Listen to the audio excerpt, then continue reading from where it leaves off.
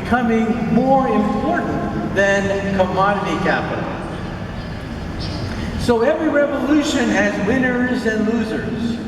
Unfortunately, there are losers in this revolution. Listen carefully. The biggest losers are repetitive workers. Workers that do the same thing over and over and over again. They're going to be wiped out. Sorry about that. But you know, today we don't have blacksmiths anymore.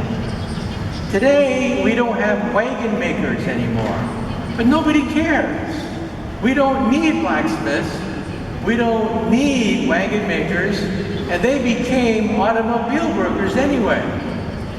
The winners are, I'll get into this in a minute. First of all, people who grasp intellectual capital. Capital of the mind.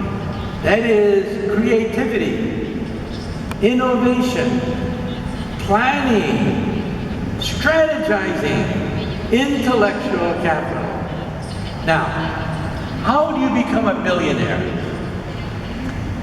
The internet has created more billionaires than any other technology in modern times. How do they do it? How do these people, when they're only 20 years old, become a billionaire? Well, it's no secret. First, you take an industry, any industry. Then you look for points of friction. Where do you have inefficiency, friction, waste, redundancy, bottlenecks, choke points, and then identify the middlemen. And then what do? You digitize them. Who is the richest man in the world? Jeff Bezos. Why? He followed these rules. He digitized the middlemen in retailing. Uber, Airbnb, they all followed the same path. Digitize the process. So, what are the jobs of the future? The jobs of the future, listen carefully. The jobs of the future are jobs that robots cannot do. So, what cannot robots do? Robots cannot do three things. Listen carefully now, because I'm not talking about your future. There are three things that robots cannot do. First, robots are very bad at semi-skilled labor. Robots cannot pick up garbage. Robots cannot fix a broken toilet. Robots cannot design a garden. Robots cannot wire up your house. Semi-skilled work. Carpentry, plumbing, nope. Robots cannot fix a broken toilet. Robots cannot even pick up garbage.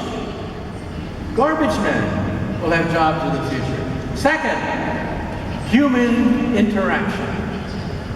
The good news and the bad news.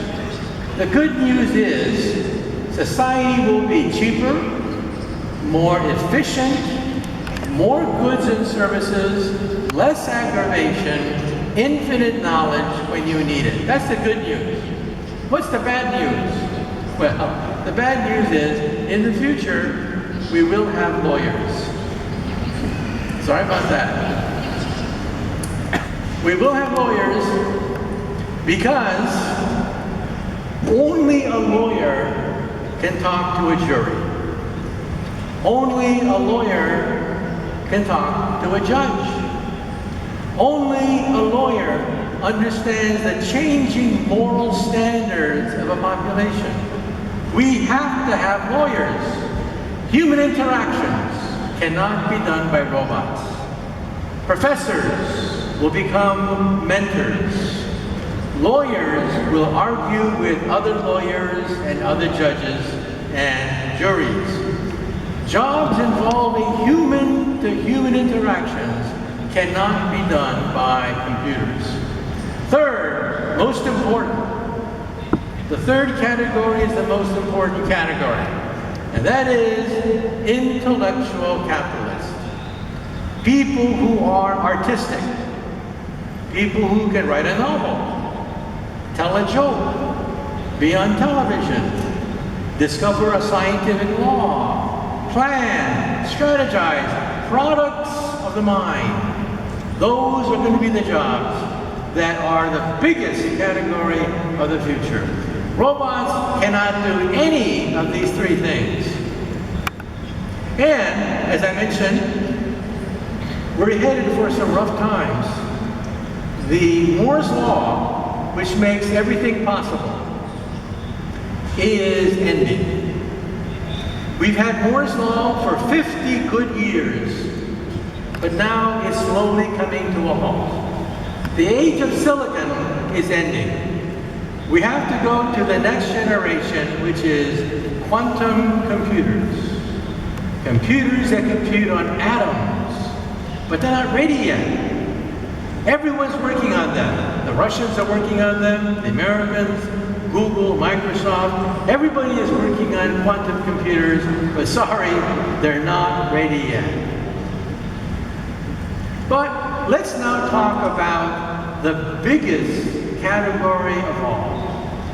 We talked about digitizing transportation. We talked about digitizing commerce. The big one is digitizing your body. We're talking about the digitization of medicine. Not just the digitization of goods. We're talking about the digitization of your DNA, because DNA is computer tape. So in the future, we will digitize every aspect of medicine, including diagnostics. This is a pill. Inside the pill is a chip with a camera and a magnet. You swallow it, you're guided with the magnet, and it takes beautiful pictures of the inside of your body, performs surgery, takes pictures of everything inside your body. This gives new meaning for the expression Intel inside. In the future, Intel will always be inside. And it is now possible to zap cancer cells one by one. These are called nanoparticles. They're being experimented with even today. They seek out and destroy cancer cells one by one. So let's talk about the future of cancer. It turns out that today, if you are a woman and you feel a lump in your breast and it is cancerous, it's too late.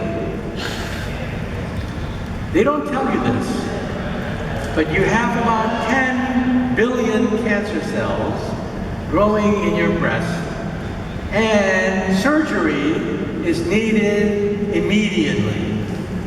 No ifs, ands, or buts. You are on the operating table with 10 billion cancer cells growing in your breast. In the future, you will go to the toilet. Your toilet will analyze your fluids for cancer genes, cancer cells, cancer proteins, cancer enzymes, and tell you that you have cancer maybe 10 years before a tumor forms. We will catch cancer when it's only maybe 100 cancer cells in a colony, not a tumor. So, ladies and gentlemen, what I'm telling you is that in the future, the word tumor will disappear from our language. We will no longer say tumor, because when you go to the bathroom, have a blood test, analyze your fluids, you will have a liquid biopsy right there on the spot, maybe 10 years before a tumor forms. We can now detect cancer cells using chips, cancer cells using liquid biopsies, analyzing your blood, analyzing your bodily fluids.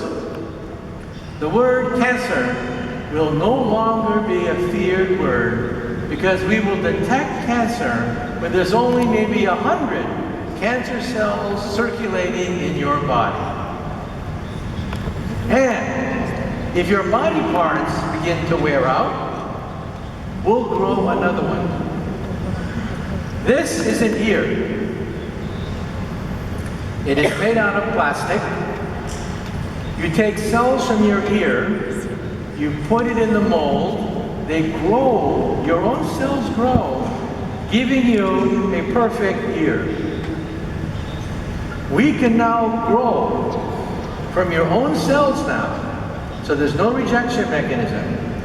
We can now grow cartilage, noses, ears, skin, bone, blood vessels, complete windpipes can now be grown.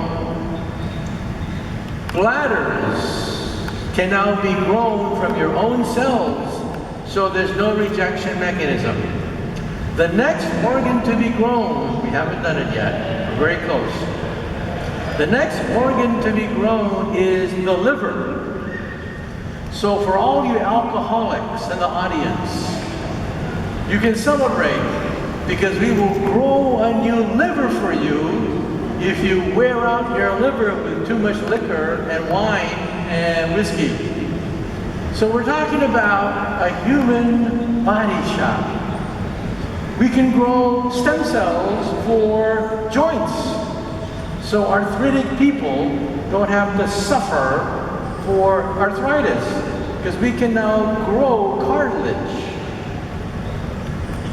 And the next organ that we are now working with is the human brain. We are now undergoing what is called the Connectome Project, mapping the entire human brain. So far, we have mapped the brain of a worm and a fruit fly. A fruit fly brain has 100,000 neurons, and we have mapped every single neuron of a fruit fly, 100,000 of them. Next, we will then monitor the human brain. By looking at blood flow, we can now see thoughts as they are formed inside the living brain. And we now know that certain old wives' tales are true. For example, every parent believes that teenagers suffer from brain damage. It's true. We've analyzed the brains of teenagers, looking at blood flow, and we find that their prefrontal cortex is not fully developed. That's why teenagers take so many risks. Another old wives' tale is, when a man talks to a pretty girl, he starts to act stupid. Absolutely true. When you brain scan a man who talks to a pretty girl, blood drains from the prefrontal cortex and they start to act mentally retarded. Absolutely true. So all the legends about the human brain, we can now test using physics. And we can now attach the human body to an exoskeleton, giving them the gift of life once again. We can now take someone who's paralyzed and give them the ability to move. You know, 2 years ago, we had the soccer games in Sao Paulo, Brazil. 1 billion people watched that soccer game. The man who started that soccer game went up to the soccer ball and kicked it. Now what's so strange about that? The man who kicked that football was totally paralyzed. He couldn't move anything. He was trapped inside a body that couldn't move. But at Duke University, they put chips in his brain, connected his brain to an exoskeleton, and he became Iron Man. And so it's possible to create a body. And it's also possible to make games out of it. On the upper right is something that you can buy in Japan. On the upper right, you see a headband. That headband monitors electrical activity in the brain.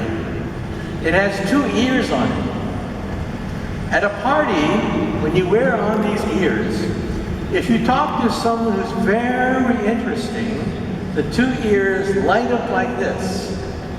If you talk to someone who's boring, the 2 ears go like this. So at a party in Japan, you always know ahead of time if you're going to go home alone. And we can now record simple memories. This is amazing. 2 years ago,